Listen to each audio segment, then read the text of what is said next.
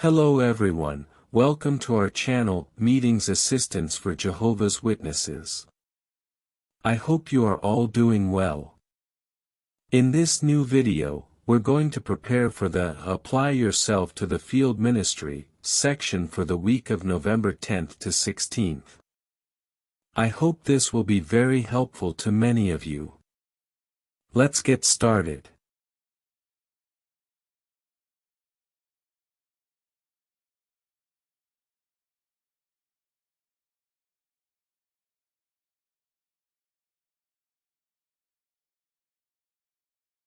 Let's begin with Start Conversations, House to House.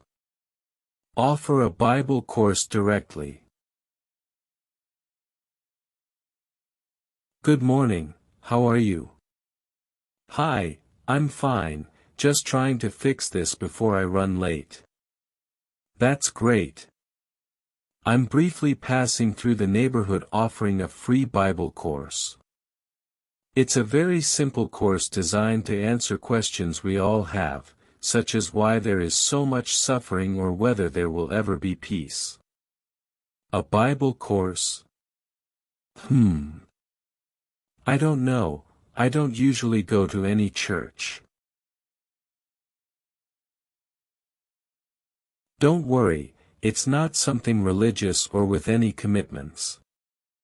It's more of a guide to understand what the Bible really teaches. Have you ever read anything from the Bible? When I was a kid, but I didn't understand much. Also, sometimes you feel like those topics are only for very religious people or people who live differently. I understand what you mean. Many people think that way. But something beautiful is that God doesn't look at outward appearance or social position, He looks at the heart. I like that. Sometimes people judge without knowing you, and it makes you feel like you don't belong in those conversations. Exactly. But for God, no one is out of reach. That's why this course is for everyone. Look, here's one of the questions from the material: will humanity ever live in peace? What do you think? Oh, that would be amazing, but with so many wars and problems, it seems unlikely. True, it seems impossible. But the Bible explains how God intends to make that happen and what He will do to bring about real peace.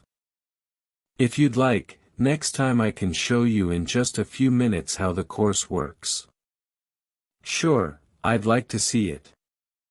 I've got nothing to lose. Perfect. I'll let you get back to what you're doing and stop by another day to show you. Have a great day. Thanks, you too. Now let's move on to Start Conversations, Informal Witnessing. Show the person how to find information in their language on jw.org. Good afternoon, looks like the bus is taking a while, right? Yes, it's always late at this time. I'm just checking the news while I wait. Of course. Lately, there's so much information out there that it's hard to know what to believe.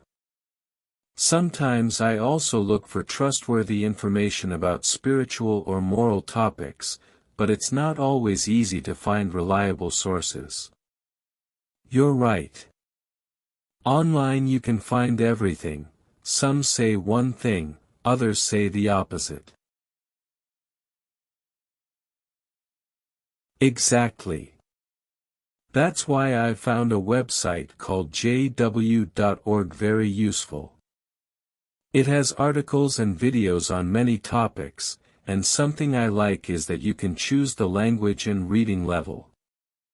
Have you ever seen it? No, not really.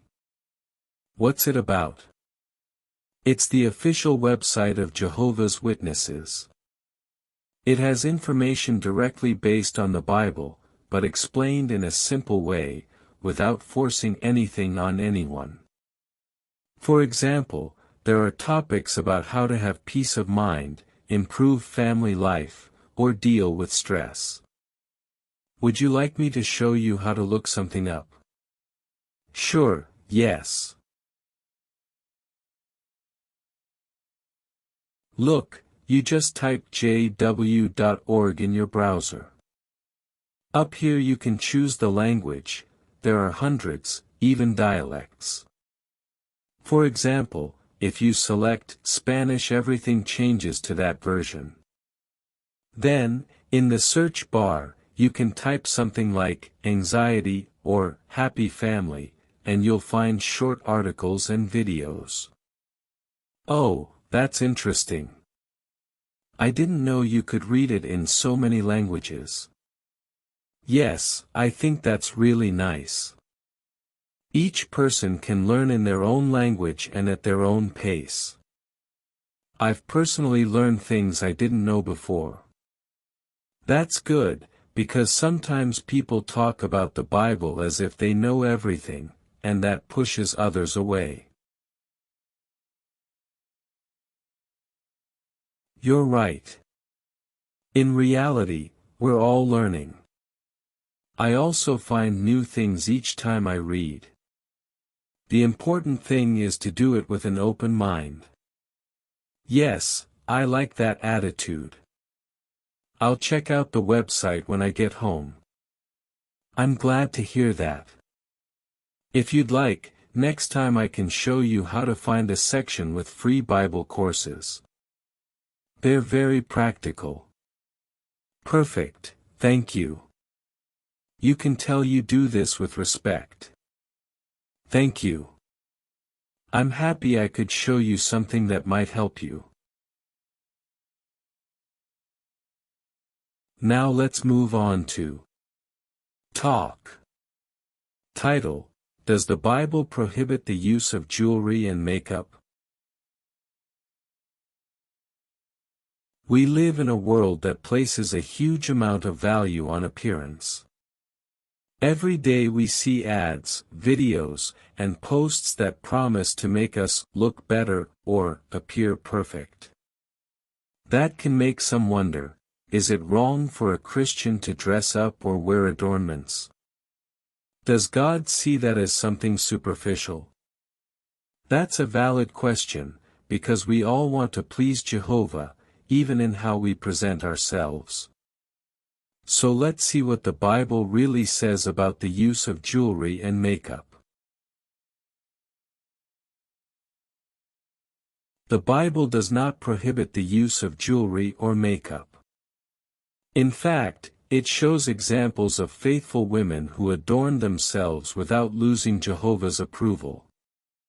For instance, in Genesis chapter 24, it says that Rebekah, who became Isaac's wife, received a nose ring and gold bracelets as gifts from Abraham. This was not condemned, on the contrary, Rebekah was a woman of faith, and Jehovah blessed her marriage. Another example is Esther, a faithful young woman who took part in a beauty treatment before appearing before King Ahasuerus. That process involved the use of cosmetics, and yet Jehovah used her to save his people. So, adorning oneself or wearing jewelry is not what determines whether a person pleases God. What truly matters is shown in 1 Peter 3:4, which says, "Do not let your beauty depend on outward adornments like elaborate hairstyles, the wearing of gold jewelry or fine clothing, but on the inner self, the unfading beauty of a gentle and quiet spirit, which is of great worth in God's eyes." Here the Apostle Peter isn't forbidding adornments. He's reminding us that what Jehovah values most isn't what can be seen, but who we are inside. A person can take care of their appearance, but if they cultivate a humble, calm, and peaceable spirit, their beauty will be far deeper and longer lasting. This agrees with 1 Samuel 16:7, where we're reminded that, man sees what is visible, but Jehovah sees the heart.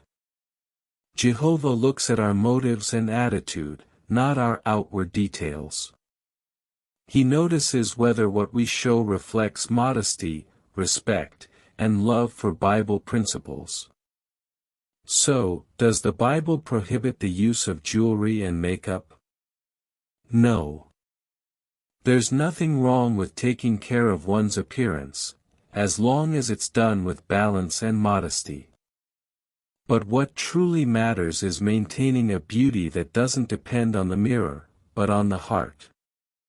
If we cultivate qualities like humility and peace, we'll reflect the kind of beauty that has great value in God's eyes. Well, those were the examples for the Apply Yourself to the Field Ministry section for this week. I hope they're very helpful to you, my dear brothers and sisters. I send you a warm hug, and may Jehovah bless and protect you always.